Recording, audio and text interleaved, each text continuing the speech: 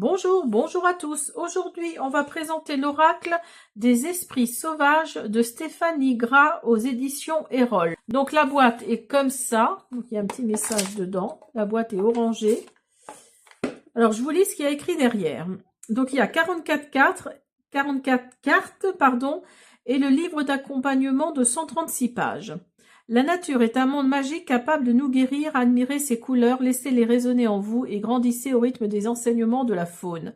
Hérissons, lionnes, éléphants, tigres, baleines, coccinelles, chats et aigles, les esprits des animaux vous invitent à vous reconnecter à leur monde et à incarner leur sagesse et à appliquer leurs secrets dans votre vie.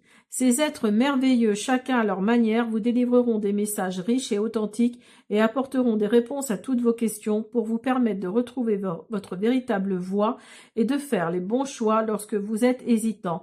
Ainsi, en embrassant l'amour, la sagesse et la reconnexion que la nature vous offre, vous pourrez développer une vie plus épanouissante et plus spirituelle. Alors, je sais qu'il date quand même cet oracle-là, mais bon, il était en vente, donc moi je le trouvais sympa, j'avais envie de l'acheter. Alors attendez, on va regarder de quand il date. Oh, ça va, 2024. Il date de 2024, donc voilà, l'oracle des esprits sauvages aux éditions Erol.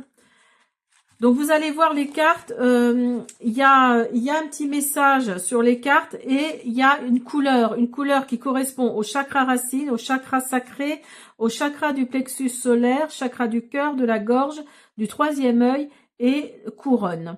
Donc là voilà, vous avez la table des matières avec les couleurs de chaque chakra. Une introduction, la présentation de l'oracle, vous voyez, avec les chakras. Pourquoi on vous explique pourquoi les couleurs, les chakras, quelle vertu de la chromothérapie qu'on peut utiliser facilement avec ces cartes. Voilà, on vous explique pourquoi ces couleurs-là. Hop. Comment utiliser mes cartes, les tirages comme d'habitude. Et vous avez les cartes. Vous voyez, il est vraiment sympa. Hein. La présentation pour les cartes, vous voyez, vous fermez une porte pour vous en ouvrir une nouvelle. Hein. Alors, vous avez d'abord les cartes qui concernent le chakra racine. Alors, ensuite, vous avez, hop, je vais pas trop vite, les cartes qui concernent le chakra sacré. Et on vous donne le nom en hindou ou en indien, je sais pas trop comment on dit, au-dessus. Hein.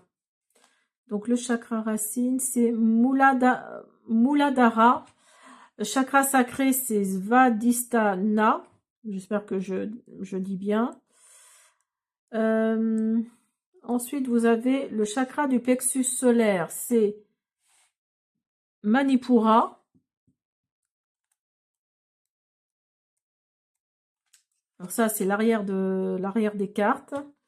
Vous avez le chakra du cœur, c'est Anahata. Le vert. Le vert. Vous avez le chakra de la gorge, Visuddha. Ou Vishuddha, peut-être. Vishuddha, oui, peut-être. Vous avez, il en manque un, je crois. Il y a couronne. Oui, voilà, le chakra couronne. Sahasrara. Chakra couronne, donc le chakra violet. Voilà. Donc, vous allez voir, les cartes sont très sympas. Donc, il y a des remerciements, il y a les sources également. Et vous avez un petit mot de l'autrice. Alors, je vous le lis. Stéphanie Gras pratique le dessin et les arts divinatoires depuis l'enfance. Éveillée très tôt au bien-être et aux perceptions extrasensorielles, elle a très vite expérimenté les dessins médiumniques. Son intérêt pour le développement personnel et la spiritualité l'incite à insuffler dans ses partages créatifs, sagesse et enchantement. Surnommée la fantaisie holistique, cette passionnée est inspirée par la vie. Elle favorise la transformation par l'authenticité, l'amour, la joie de vivre, le bon sens et l'épanouissement des rêves de chacun dans une approche ludique et accessible. Son univers invite au rêve, au merveilleux et au beau. Voilà l'oracle des esprits sauvages. Alors, je vous montre les cartes. Alors moi, je vous le cache pas, j'étais un petit peu déçue de la grandeur. Je pensais que c'était plus petit que ça. Et en fait, elles sont quand même très grandes. Hein, regardez, elles sont quand même très grandes. Moi, je trouve ça sur le boîtier, on a l'impression qu'elles sont plus petites. Hein.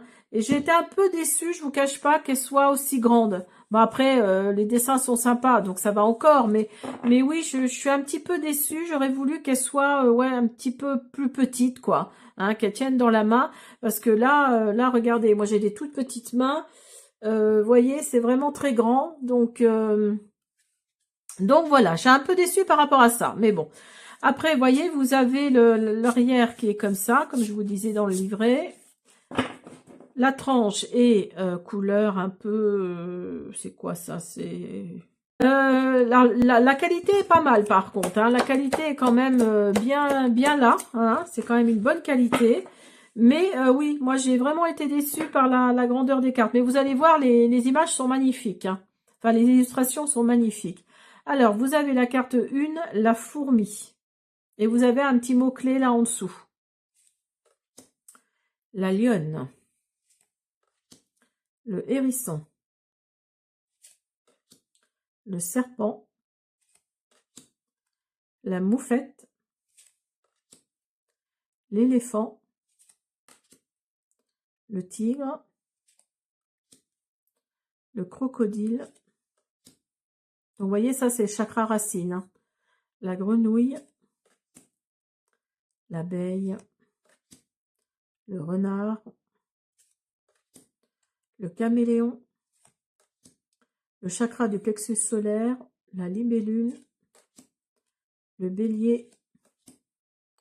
L'ours. Le lion. La chèvre. Le singe.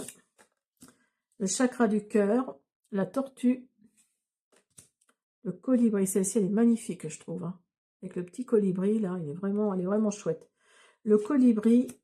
La colombe, la baleine, le cerf, l'antilope, la coccinelle, le lapin, chakra de la gorge, pardon, le perroquet, l'élan, le loup, le criquet, l'éléphant blanc, pardon, le canari, le chat, la gazelle, le faucon, il est magnifique aussi le faucon, le scarabée, la méduse, le corbeau, le chakra du troisième œil, non, le chakra couronne, attendez, oui, le chakra couronne, pardon. Ah, il y a le troisième œil qui a été oublié. Enfin bon, bref, la loi, le papillon, le cheval, l'araignée, la chouette et le pivert. Voilà, alors on va mélanger, on va faire une ou deux cartes, on va voir ce que le livret nous raconte. Voilà. Hop là. Alors, vous avez déjà la moufette, le chakra racine. On vous parle d'attraction. Allez, je vais en prendre une comme ça. Et vous avez la baleine, la guérison. Alors, avec la moufette, le livret nous dit... Alors, la moufette, elle n'est pas loin. La moufette. Alors, la moufette.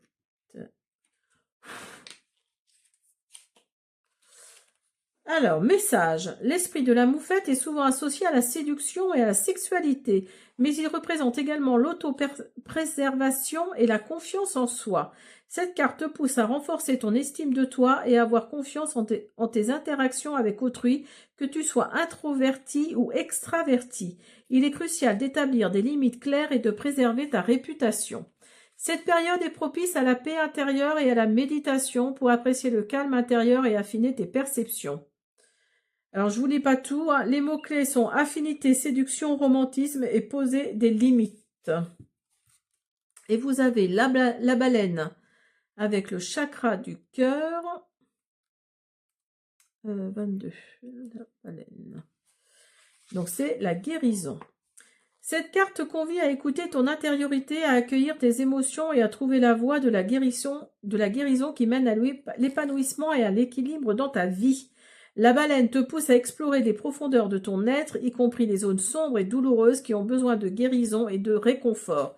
Peut-être as-tu été blessé ou traumatisé par des événements passés, mais la guérison t'invite à trouver les clés qui libèrent de ces blessures et t'insuffle une nouvelle énergie pour avancer. La baleine, animal symbolique, puissant et mystique, incarne cette sagesse pleine de profondeur et apaisante qui sait réconforter les cœurs en détresse. Les mots-clés sont compassion, calme, équilibre, bienveillance, respect et survie. Voilà, j'espère que cette présentation vous a plu. Je vous dis à bientôt.